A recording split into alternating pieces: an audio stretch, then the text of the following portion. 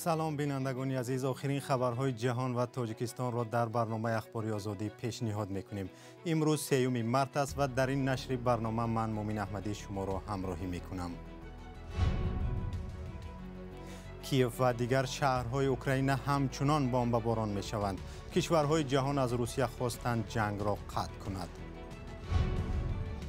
نرخ داروهایی که حاصل دهقان تاجیک را بیشتر میکند گران شد. قیمت محصولات مثل کارتوشکا و پیاز و کدو بالا خواهد رفت.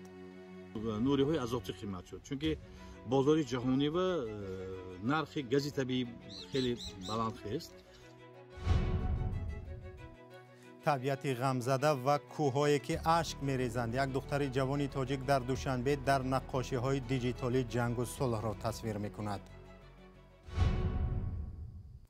با گذشت یک هفته از آغاز جنگ در اوکراین، نیروهای روسیه به تیرپرانی و بمباران منطقه‌های اهالی‌نشین کیف و شهرهای دیگر ادامه می‌دهند. این در حالی است که اخیراً مجمع عمومی سازمان ملل متحد از روسیه خواست فوراً جنگ را بس کند و نیروهایش را از قلمرو اوکراین بیرون برد. روسیه این قطعنامه را رد کرد ولی گفت و شنید را با اوکراین ادامه می‌دهد. کیومرث عطا آخرین خبرها را در گزارش گرد آورده است. از آغاز جنگ در اوکراین هزاران ساکن عادی کشته و مجروح شدند. در این روزها کودکان به مثل این نوزاد در کیف در تهخانه بیمارستان ها تولد می شوند. مردم از ترس در پناهگاه های زیر زمینی قرار دارند. در هر جایی که امکان دارد پناه میبرند. از جمله اطفال گرفتار سرطان نیز حالا در تهخانه های بیمارخانه ها قرار دارند. دکتران و پرستاران با وجود ترکش در بالای سر با تمام امکان به کودکان غمخواری میکنند. این ننگاور است. مقامات اوکراین از کشته و زخمی شدن کودکان در جنگ خبر میدهند. به بیمارخانه کودکان در کیف از زمان آغاز حمله 5 کودک زخمی را آوردند. یک طفل دیگر در راه به بیمارخانه فوتیده است. دیروز یک دخترچه را با جراحت پای آوردند. زخم را جراحان ما تازه کردند. این عائله در گستومل زندگی می کرده است. خانه‌ای که آنها پناه برده بودند مورد بمباران قرار گرفت. مادرش در پیش چشم دختر کشته شد. خود او زخمی شد. با او و برادرش روانشناسان کار میکنند. همه حالتی بدی روانی دارند. حالا درست نمیفهمند که چی شده است. خوب که ضرری جدی ندیده است. پایش را ما معالجه میکنیم. در اوکراین در یک هفته گذشته صدها مؤسسه بیمارخانه و باغچه های کودکان و راه و بناهای استقامتی ولنگار شدند. حالا تمام تلاش برای نجات آدمان روانه کرده شده است. مجمع کلی سازمان ملل از روسیه خواست جنگ را در اوکراین فوراً بس کند. مسکو میگوید این یک عملیات ویژه نظامی است. مقامات تاجیک گفتند که 700 شهروند تاجیکستان از اوکراین به اروپا رفتند. برخی هنوز هم در اوکراین قرار دارند و با دلایل‌های مختلف امکانی بیرون شدن را ندارند. تحریم‌های ضد روسیه که در پاسخ به حمله این کشور به اوکراین جاری شدند، الکی به کار و درآمد مهاجران تاجیک نیز تأثیر کرده است. برخی از مهاجران میگویند از یک طرف طلبات به کارشان کم شد و از جانب دیگر معاششان با حساب سامانی کاهش یافت. کارشناسان تأکید میکنند که در صورت دوامدار بودن تحریم ها علیه مسکو، مهاجران در روسیه ضرر جدی میبینند. همکارانم مولا رجب یوسفی و شهلوی عبدالله از دوشنبه این گزارش را آماده کردند. از آغاز حمله روسیه به اوکراین و جاری شدن تحریم ها احتمال می رفت که مهاجران کاری تاجیک نیز آسیب خواهند دید، ولی انتظار نمی رفت که این تاثیر اینقدر زود با گذشت یک هفته از جنگ احساس خواهند شد. مهاجران تاجیک که تعدادشان 1 میلیون گفته می شود از این حالت کنار نماندند. انباری که ما کار میکنیم از خارج بار قبول میکنیم و به خارج بار روان میکنیم. یعنی از سببی که در اوکراین جنگ شده ایستاده است، این گرانیستا محکم شده است. حاضر نه بار قبول میکنیم نه بار روان کرده میتوانیم. به حد سوس شده است. حاضر بچه‌ها بسیار سکرشن دادن. کم شدن شغل یا از دست دادن کار در روسیه یگانه مشکل مهاجران در هفته اخیر نیست. 2014 با قرب روسیه یک برابر پس شده بود. همه خیلی جنگ اوکراین بود، همه خیلی پس شده بود. لیکن از کار تنقیصی نمیکشیدیم. ما از قرب تنقیصی میکشیدیم. حاضر باشه هم از قرب هم از کار تنقیصی میکشیم. به گفته مهاجران در هفته اول جنگ روسیه با اوکراین اساساً همان بخش‌های اقتصاد ضرر دیدند که کارشان به خارج وابسته بود. یک مهاجر تاجیک مشکلی به سرش آمده را چون نقل کرد. پیشتر ما با دلار میگرفتیم چقدر که با همه معلوم است حاضر بسیار کورس پایان رفته است، کورس پول روبل روسی معامله هم با دلار بود، به نهایت به کاری ما تاثیر رساند. البته مشکلی پیش آمدگی برای کاری مهاجران. این نگرانی ها در حال صدا می دهد که مقامات تاجیک از مهاجران خواستند به تهلکه دادن نشوند، اما مقامات نگفتند که برای دستگیری مهاجران در وضع پیش آمده چه برنامه دارند. وزارت مهنت و مهاجرت تاجیکستان تنها به مهاجران توصیه داده است که از خرج‌های دوم درجه و زیادت خودداری نمایند. کارشناسان بهتر یا بدتر شدن وضعیت مهاجران را به چه قدر دوام یافتن تحریم‌ها بالای روسیه ربط می‌دهند. و اگر که دراز مدت شود برای مهاجران خیلی مشکل می شود، ولی که اگر که باوری دارم که شاید که کمی زودتر این کار انجام یابد و مهاجران باز به کارهای خود برگردند. مبلغ فرستاده مهاجران برای اقتصاد تاجیکستان به خصوص تامین امنیت اجتماعی مهم خوانده می شود. به این خاطر بسیاری ها در تاجیکستان منتظر هر چیز زودتر پایان یافتن جنگ میان روسیه و اوکراین هستند. مولا رجب یوسفی، شهلای عبدالله، آزادی دوشنبه.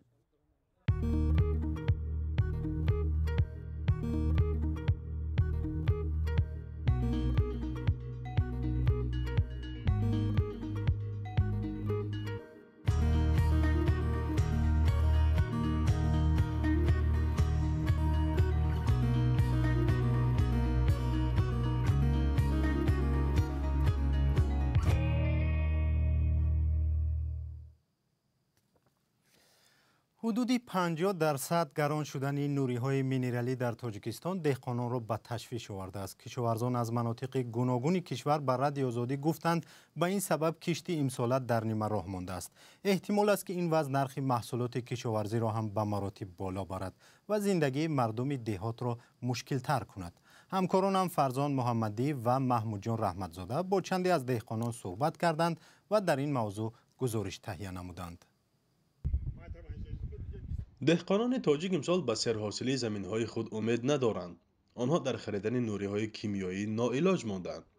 کامل جان سمدوف، یک از دهقان با تجربه میگوید اکنون خرج دهقان به دخلش حتی برابر نخواهد شد.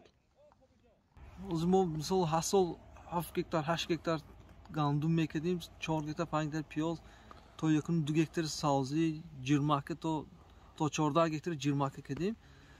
уже همین سالش باشه 1 گکتار 2 گکتاری فروندگی از سببی که اوزخو قیمت و دارو قیمتی دکون مثلا حاصل بالاتر از این سال نمیشه داشتیم، مثلا حاصل 500 کیلو میشه مثلا 200 کیلو.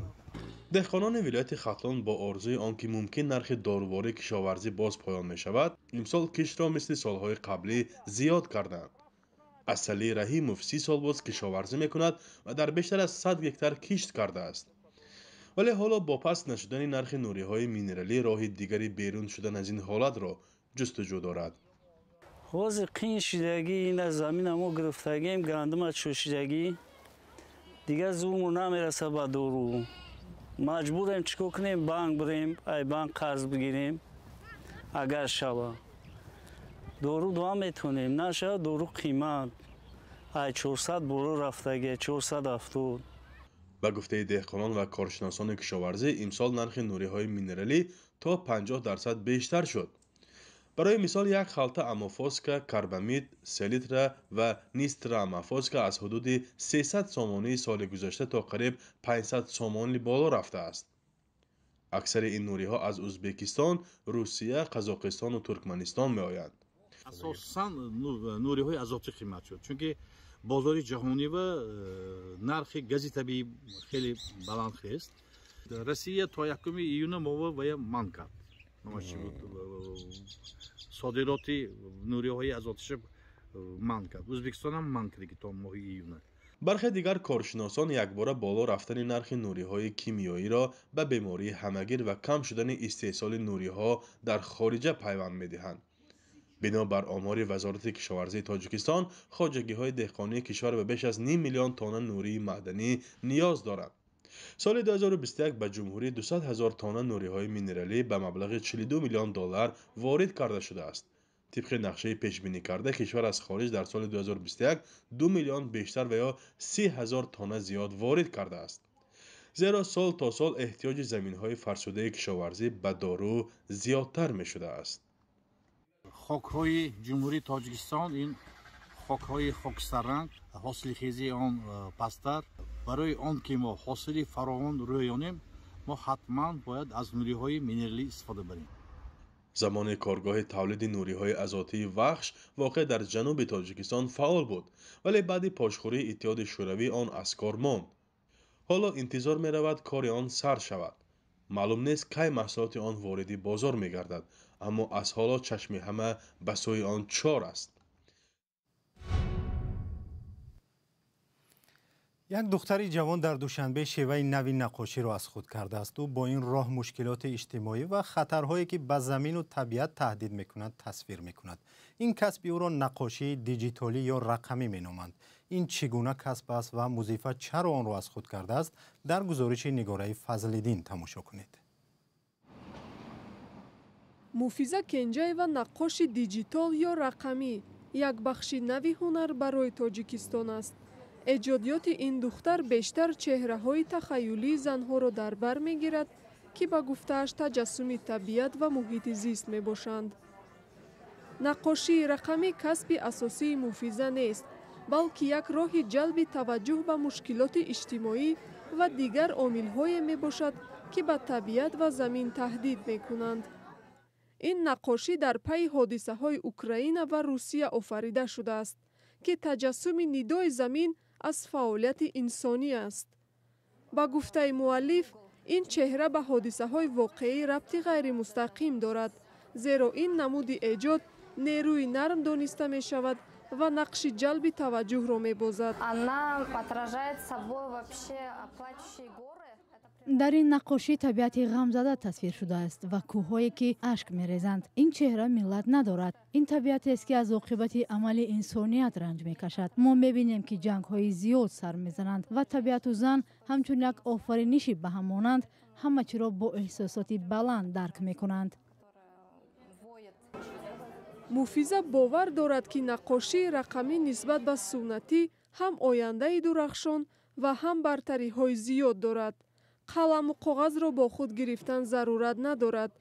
در نقاشی رقمی هدف و رنگ و بار را دقیق‌تر انعکاس کردن ممکن است و در تولیدات فیلم‌های تصویری با این هنر طلبات زیاد است. این ساحه حالا رو به رشد است.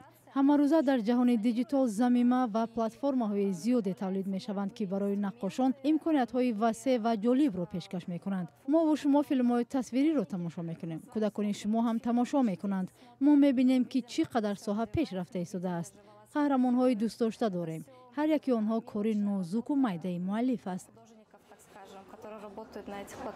نقاشی دیجیتالی همان از طلبات زیاد در تاجیکستان برخوردار نیست. شاید از این سبب مفیزا کنجاєва نمی‌خواهد که در آینده این شغلش را به کسب اساسیش تبدیل بدهد. دادگاه ناحیه شاه منصور دوشنبه یک زن را با گناه آدمربایی و بیشتر از 9 سال زندان محکوم کرده است. دادستانی کلی تاجیکستان سیوم مرد در بیانیه رسمی گفت نگاره احمدووا ساکن ناحیه رودکی در دوشنبه از راه فریب فرزند 2 ماهه منظوره نظر آور گرفته به خانه اش آورده و به خویشاوندانش گفته است طفل نوزاد از خودی اوست. اینجا به پایان برنامه اخباری آزادی رسیدیم. سپاس که با ما بودید. اخباری بیشتر از این رو در سامانه رادیوی آزادی .org، صفحه رادیو آزادی در اینستاگرام، فیسبوک و یوتیوب پیدا کنید.